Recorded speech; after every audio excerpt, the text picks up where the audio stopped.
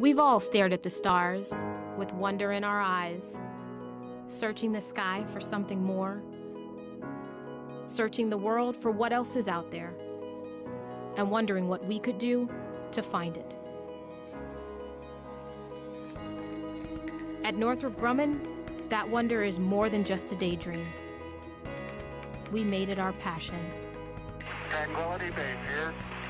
The Eagle has landed. We've cultivated a world of dreamers and doers, of pioneers and protectors. Our engineers have always pushed the limits of space, and we've revolutionized technology again and again. We see limitations as challenges. We see the unknown as something only undiscovered. And we system engineer beyond what's impossible, because we believe there's no such thing. Northrop Grumman has the finest teams in technology, always working to push forward, from scientific pioneering to global service to making history. Our teams strive for innovation every day, and we've never lost our passion, never lost our wonder for what comes next.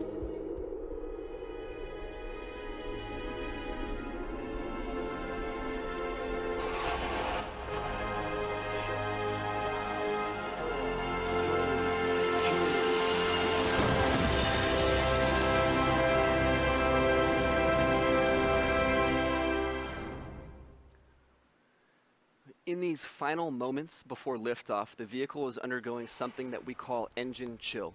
Now, as I mentioned earlier, oxygen naturally wants to be at a gas phase. We want to coerce it into the liquid phase, and to do so, we need to supercool it. Well, that oxygen becomes very, very, very cold, and the engine is not as cold as the oxygen that will flow through it. So in order to reduce any thermal stress that might be imposed upon the engine, we try to chill the engine ahead of time so that we don't have as much of a thermal gradient. Now, you may remember we retract the strong back to around 50 degrees a few minutes before in previous webcasts. We're going to just prime the actuators and then retract it fully at T-0. In these final seconds, we're topping off the liquid oxygen, and then at T-1 minute, the onboard flight computers will take full control of the vehicle and transition it all the way from startup through terminal countdown. So let's listen into that now.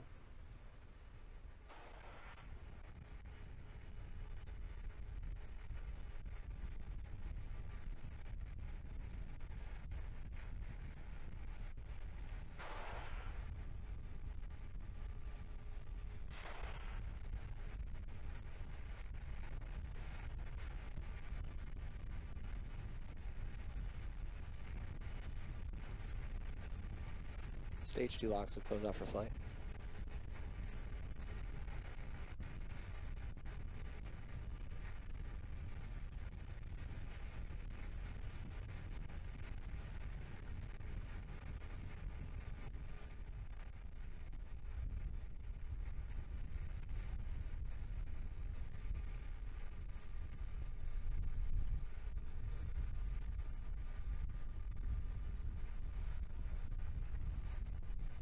Vehicles in self-line.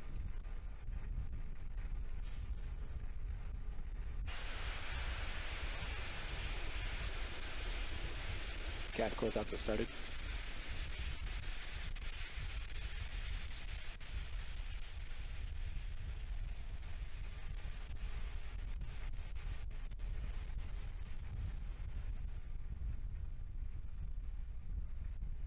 AFTS is ready for launch.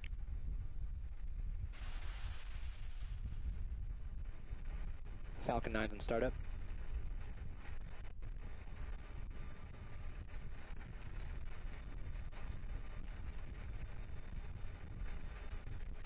Stage 2 tanks pressing for flight. Falcon 9 and ZUMA are go for launch.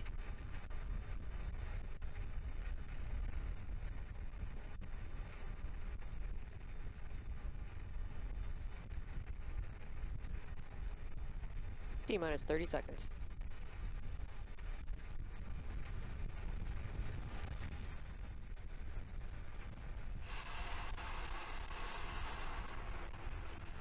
Stage 1 tanks pressing for flight. T-minus 15 seconds. Stand by for terminal count.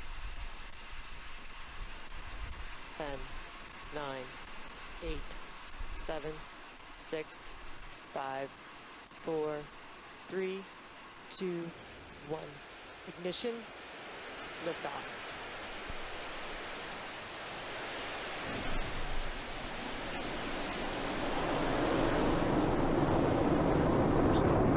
Procedure 3.170 for lost count pilots.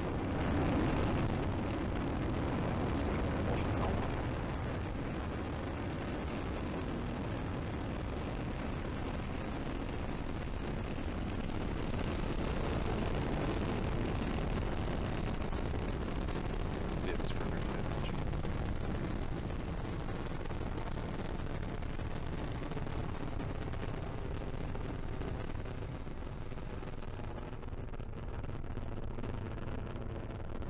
Power and telemetry nominal. And you see on your screen, we have had successful liftoff of Falcon 9 carrying ZUMA. We have cleared the tower, so we're now coming up on 2 events that is going supersonic and max Q.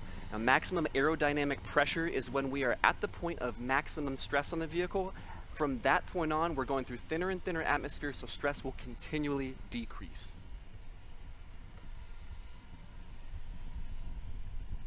And we've just passed max Q, so again, that means that as we ascend higher and higher, the atmosphere is thinner, and we do not need to have as much stress on the vehicle. Now, we're going to go through 4 events here in rapid succession, and those are in order: MECO, stage separation, SES-1, and the boost back burn. Now, MECO stands for main engine cutoff. That's when the first stage stops firing. There follows stage separation, when first and second stage depart from each other. SES-1 is the 3rd event. That stands for second engine start. That's when second stage begins firing. And then the 4th event in that sequence is the boost back burn. That's when first stage begins firing again to start its trajectory back to landing zone 1. Now that sequence will occur at about 15 seconds in duration, starting about 15 seconds from now. Oh, 7, this is RC on countdown. Please relinquish control of the camera, please. Roger.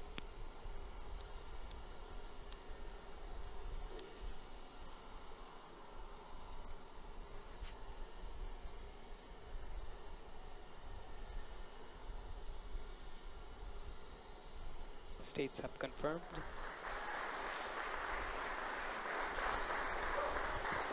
Stage 1 has entered its flight.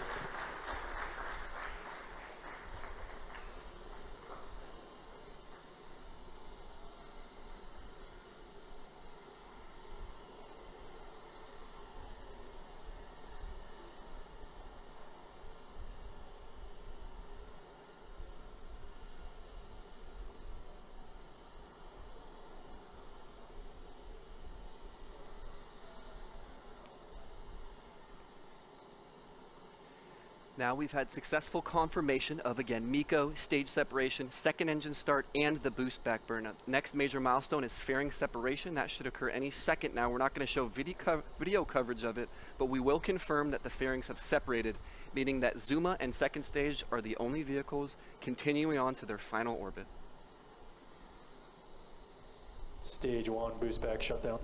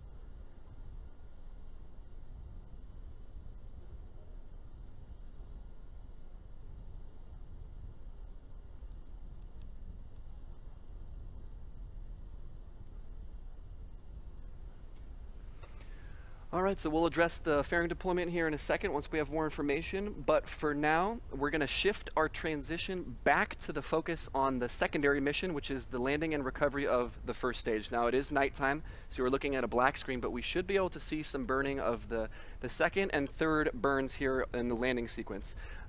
Quick sidebar, we did get successful confirmation that the fairings did deploy. So the primary mission has concluded up to this point successfully, and now ZUMA and second stage are continuing on to their final orbit. So we will focus back to the secondary mission now, which is this 3-burn phase of the landing of the first stage. Now, we already saw the boost back burn and got confirmation of that. The 2 remaining burns are the re-entry burn and the landing burn. Now, the second is the re-entry burn, and that is solely intended to decelerate the vehicle so that we go through the atmosphere subject to as little stress as possible. As I mentioned earlier, heat and pressure can accumulate. That thermal stress is very severe. As you go through the denser and denser atmosphere, you want to be going as slowly as possible. So we perform a re-entry burn just prior and during re-entry so that we have as little stress as possible on the vehicle. Now, that will happen at about T plus 6 minutes and 17 seconds, and that re-entry burn will last for about 15 seconds. We'll tune into that.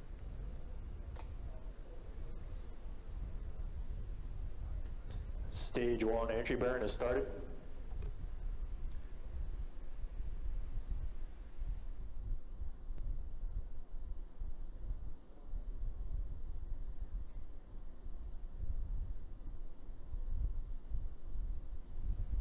And stage 1 entry burn shut down. And as you just heard and saw, we had successful startup and shutdown of the re-entry burn, the second of 3 burns in the phase to get back to landing zone 1. Now, the third and final one, as it is self-named, is the landing burn. This one lasts a little bit longer. It's about 17 seconds in duration. It's coming up in about 30 seconds. We should get pretty good footage of it coming down from the top of the screen. And again, that's a 17-second burn. So the legs deploy and we touch down on the surface of landing zone 1 here in this attempt. Stage 1 is transonic.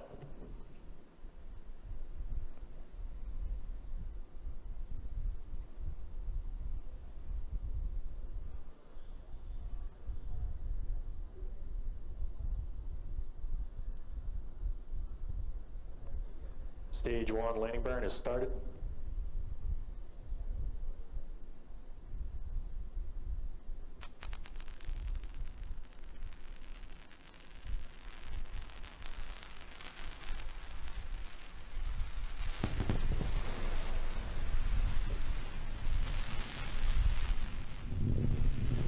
Landing legs have deployed.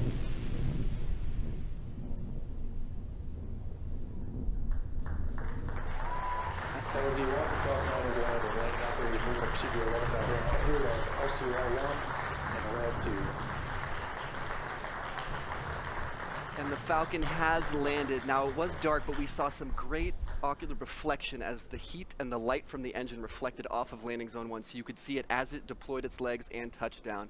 Now, with the transition from the successful deployment of the payload fairings and the landing of the secondary mission, that first stage, we'll now conclude our coverage of this ZUMA mission. We'd like to thank our customer, Northrop Grumman. We'd like to thank the United States Air Force and the Cape Canaveral Air Force Station Range for all of their support in every single mission.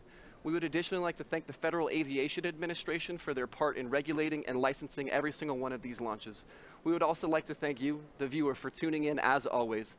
If you are interested in learning more about what we do here, please visit our website, SpaceX.com. And if you're interested in joining our force, SpaceX.com/careers. Please look for updates on all of our social media channels. We're going to post updates regarding the upcoming missions. Thanks again for joining us, and we'll see you next time.